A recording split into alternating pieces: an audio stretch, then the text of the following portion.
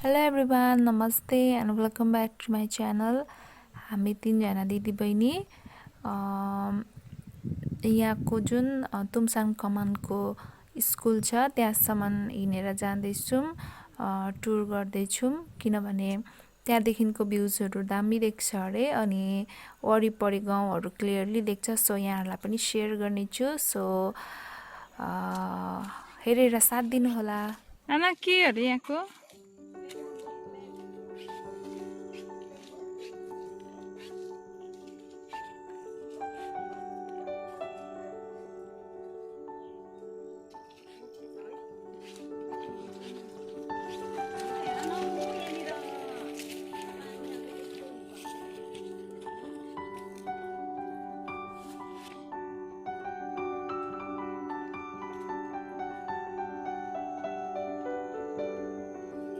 चाहिँ हाम्रो दिदीबहिनीहरू आमाहरू पत्ती टिप्दै गर्नु हुँदो रहेछ। बिहानको टाइममा अलिक हुनुहुन्छ, पल्लोपट्टि अलिक छोप्यो। आधी चढ्दै गरिरहनु भएको छ माथि।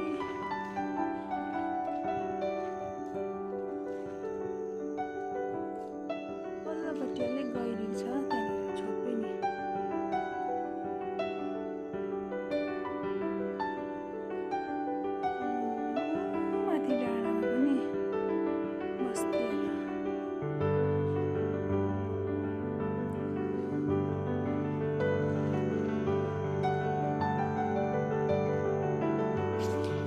चिसो हावामा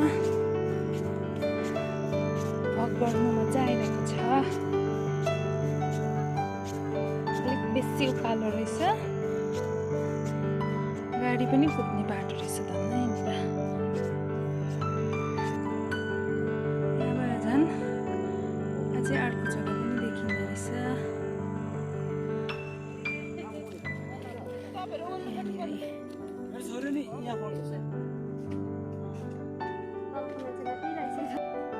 अनि यहाँनिर पनि पत्ती टिप्दै रहेछ आमा दिदीबहिनीहरूले।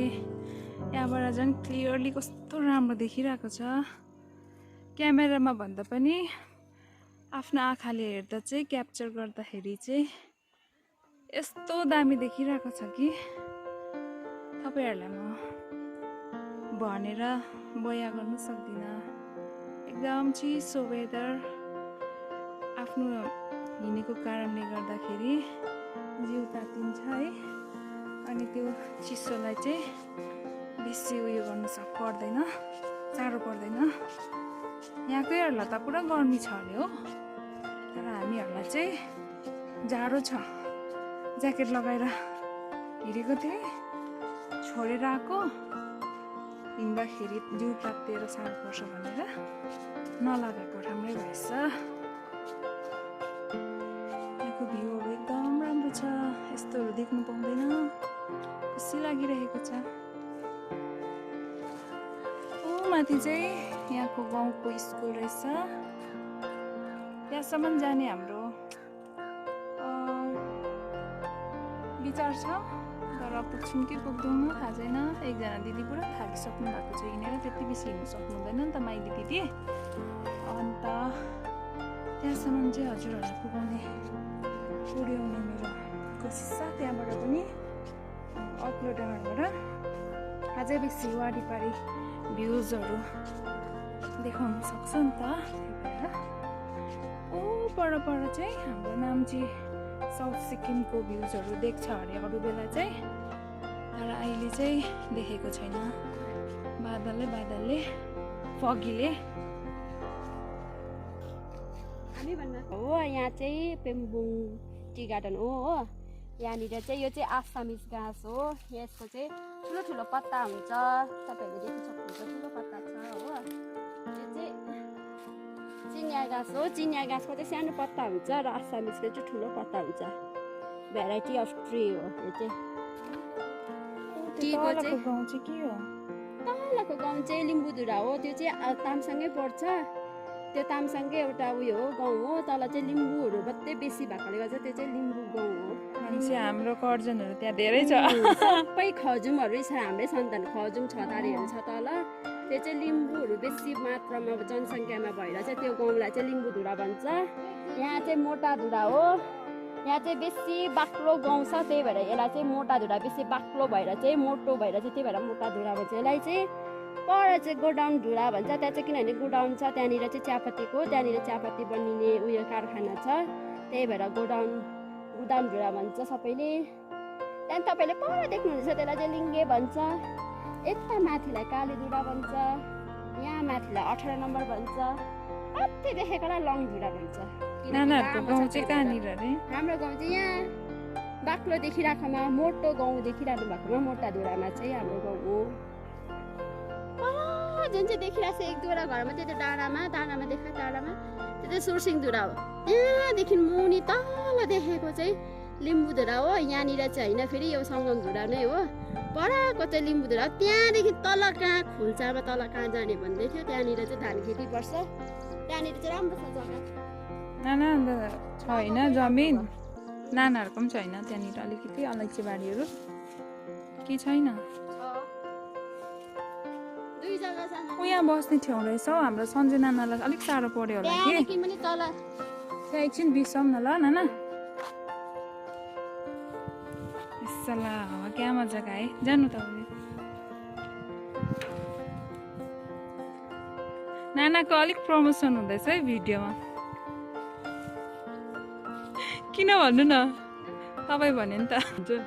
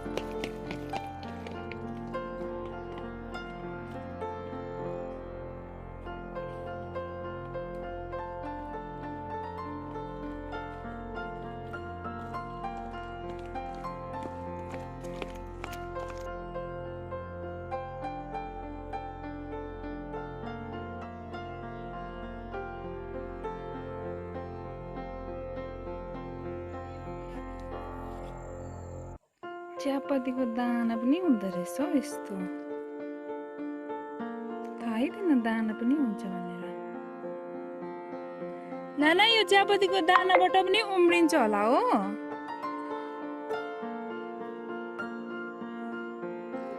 अब चाहिँ स्कुल पुग्नु आँटेको छौँ क्लास रहेछ अहिलेसम्म छुट्टी भएको छैन रहेछ नानीहरू रहेछ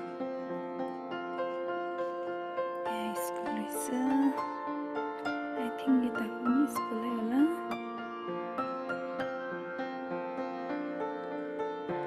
ऊ माथिको कस्तो चिटिक्कै सानो बढी घर हो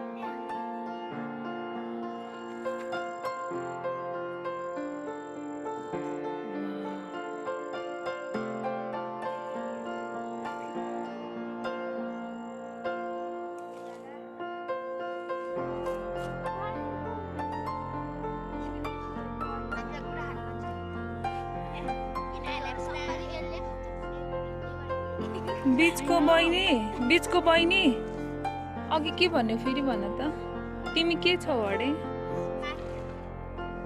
ज्ञानी छौ मलाई किन पढ्नु लागेको भनेको होइन अघि पढ्नु पर्छ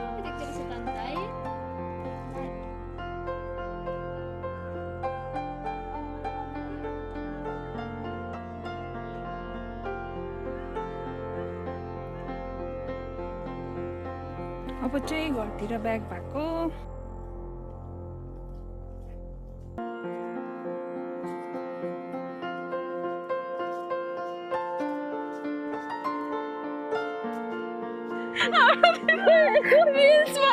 अरे कि दिदी ताल्नु त ताल्नु त छोडेर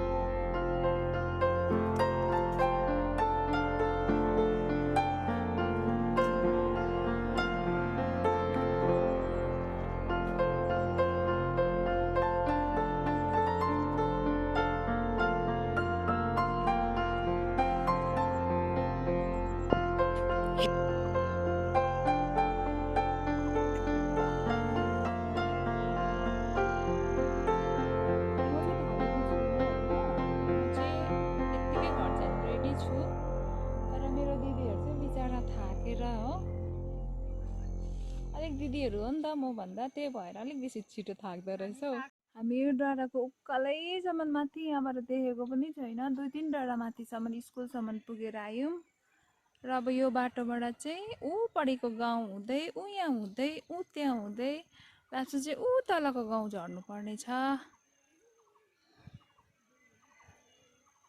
जाउँ न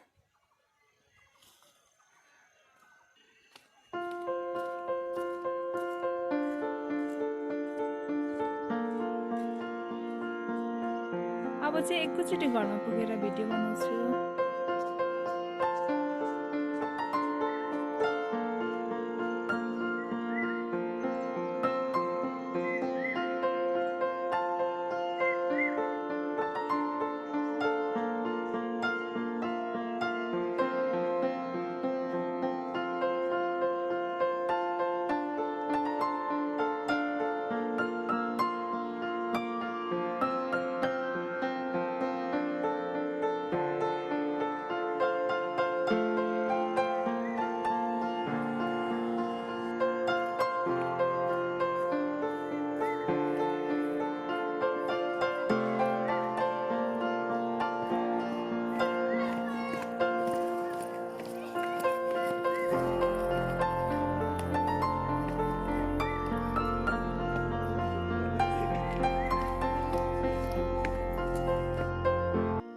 वाइल्डबेरी नाम थाहा छैन के हो कुनी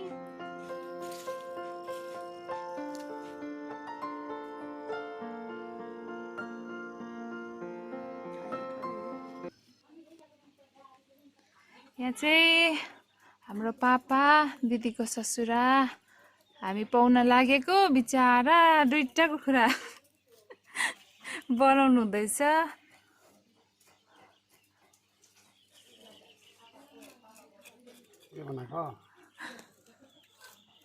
भाले हो कि पो थियो पापा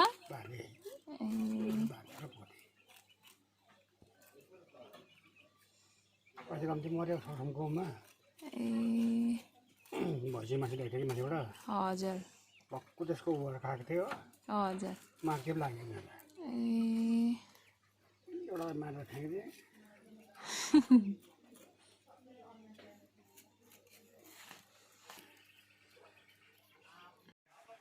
यहाँनिर चाहिँ हाम्रो बेलुकाको फ्यामिली डिनर हुँदैछ हाम्रो दिदीको दाजु जेठाजु अनि हाम्रो भेना दिदी वर्क गर्नुहुँदैछ दुईजना त तपाईँहरूले चिन्नुहुन्छ होइन अलिक सरम माग्छ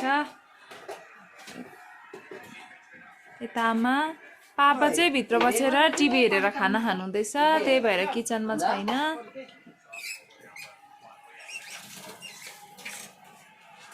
आइपिएल हेर्दै खाना खायो हुँदैछ